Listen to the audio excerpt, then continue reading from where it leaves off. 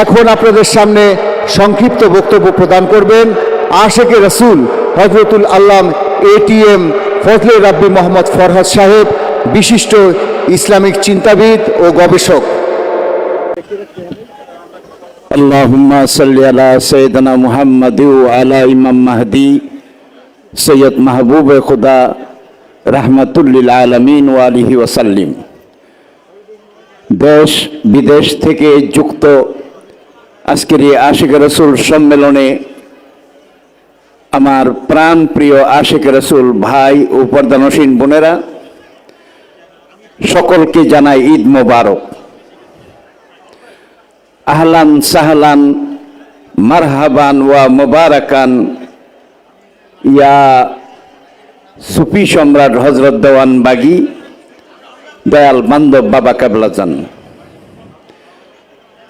অনেক লম্বা আলোচনা করার সুযোগ নেই, আমি মূলত একটা বিষয় সকলের দৃষ্টি আকর্ষণ করব। সারা বিশ্ব জাহানের সৃষ্টিকর্তা একমাত্র আল্লাহ। আল্লাহর জায়গাটি কখনো দুই হওয়ার নয়। সারা বিশ্ব জাহানের জন্য আল্লাহর পক্ষ থেকে নির্বাচিত রাসূল, আখিরি পায়গাম্বর একমাত্র হযরত মুহাম্মদ সাল্লাল্লাহু আলাইহি সাল্লাম, দ্বিতীয় হওয়ার কোনো সুযোগ নাই। সম্মানিত ভাইয়েরা, আমাদের প্রত্যেকের জন্মদাতা পিতা, জিসমানি পিতা, আমাদের জীবনের পিতা প্রত্যেকের দুইজন নহে একজন। জন্মদাত্রী মাও একজন। আর মুর্শিদের জায়গাটাই, মুর্শিদ কখনো দুই হয় না। মুর্শিদ দুই হলে ঈমান আর থাকে না। মুরিদের মুর্শিদ কখনো মরে না। কিয়ামত পর্যন্ত মুহাম্মদ ইসলামের মুর্শিদ একমাত্র বাবা দেওয়ান বাগী এবং আখিরি জামানার শ্রেষ্ঠ মহামানব সুফি সম্রাট হযরত দেওয়ান বাগী দয়াল মুর্শিদ বাবা কেবলাজান। সম্মানিত ভাইরা, সেজু সাহেবজাদা হুজুর কিছুক্ষণ আগে যে বক্তব্য রাখলেন, এর মধ্যে আমি কিছু মণিমুক্তা খুঁজে পেলাম।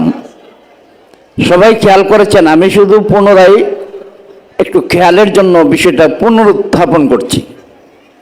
তিনি বলছেন, আজকে এখানে যারা আসছেন প্রত্যেকের হৃদয়ে বাবা দেওয়ান বাগী। যারা আজকে এখানে আসছেন প্রত্যেকের ধ্যানে জ্ঞানে মনে মননে আকীদা এবং ঈমানে একমাত্র বাবা দেওয়ান বাগী।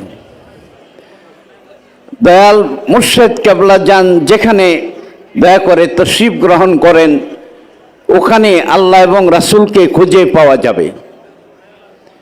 আজকের এই অনুষ্ঠান আপামর মানুষের জন্যই আহ্বান, যারা আল্লাহর দয়া পেতে চাই, যারা আল্লাহর রহমতের ছায়ার নিচে আশ্রয় পেতে চাই, যারা আখিরি জামানার এই ফিতনা ফাসাদ থেকে নিজেকে মুক্ত রাখতে চাই, তাদের জন্য বাবা দেওয়ান বাগীর রওজা মোবারকের বিকল্প আর নাই। শেষ কথা, বাবা আদম আলাইহিস সালাম থেকে আজকের এই সময় এবং আগামী কিয়ামত পর্যন্ত যত মহামানব জগতে আসছেন এবং আসবেন, জাহেরাতে ওনারা যেখানে অবস্থান করবেন ওই জায়গাটাই হবে তার আশেক ভক্ত মুরিদানদের জন্য মূলত সেন্টার বা কেন্দ্র।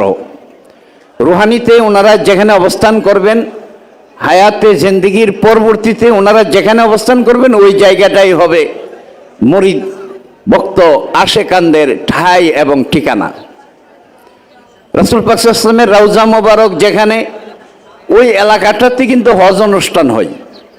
মক্কা মদিনা সাইরা পৃথিবীর অন্য জায়গায় হজ করলে কি হবে এটা আমরা জানি। হযরত আব্দুল কাদের জিলানী রাহমাতুল্লাহ আলাইহি যেখানে শায়িত, সেই বাগদাদ শরীফ, ওখান থেকে কাদরিয়া তরিকার মূল কেন্দ্র হয়ে পরিচালিত হচ্ছে। খাজা মাইনুদ্দিন চিশতি রাহমাতুল্লাহ আলাইহি উনি ভারতের আজমিরি কেন্দ্রিক চিশতিয়া তরিকা পরিচালিত। বাহাউদ্দিন নকশবন্দ রাহমাতুল্লাহ আলাইহি উনি যেখানে অবস্থান করেন ওনার ওখান থেকে নকশবন্দিয়া তরিকা পরিচালিত। একে একে আপনি যেদিকে তাকাবেন, যেদিকে খেয়াল করবেন, মহামানবদের রাউজা থেকেই তাদের হায়াতে জিন্দিগির পরে ওনাদের কার্যক্রম পরিচালিত হয়। এই ধারাবাহিকতাই আল্লাহর এই চিরন্তন নিয়ম কখনো ভঙ্গ হবে না। সেই প্রেক্ষিতে আমার মুর্শিদ যেখানে শায়িত বাবে মদিনা কেন্দ্রীয় রওজা মোবারক, পাশে দেখেন কুতুবুল আক্তাব, দুররে মাকনুন, খাতুনে জান্নাত, মাকাম মাহমুদা, উম্মুল আশিকিন ওয়া জাকিরিন হযরত দয়াল মা রাহমাতুল্লাহ আলাইহা, মহান মুর্শিদের সহধর্মিনী, তার পাশেই শায়িত। পৃথিবীর ইতিহাসে দুজন বিখ্যাত বিশ্বের সেরা আল্লাহর ওলি একই সামিয়ানার নিচে স্বামী স্ত্রী যুগলভাবে এভাবে শায়িত আছেন, আমি অধমের জানা নাই। কি বারাকাত, কি রহমত! আমি আজকের আলোচনার শেষ প্রান্তে এসে এই আহ্বানটুকু রেখে যাই, যার মনে কষ্ট আছে, যার মনে যে আল্লাহর কাছে চাওয়ার কিছু আছে, ওসিলার মাধ্যমে যারা চাওয়ার আগ্রহী, মহান মুর্শিদের কদমে এসে আমরা এই আরজি ফরিয়াদ জানাবো। দরগা যেখানে, সিন্নি কিন্তু সেখানে হবে। মুখ যেখানে, খাবারটা ওখানেই যাবে। এর বাইরে যদি কেউ ডানে বামে ঠেলে তাইলে কি হয়? আমি সকলকে এই আহ্বানটুকু, এই চেতনা জাগ্রত হোক, এই আশাবাদ ব্যক্ত করে শেষ করছি। আসসালামু আলাইকুম ওয়া রাহমাতুল্লাহ।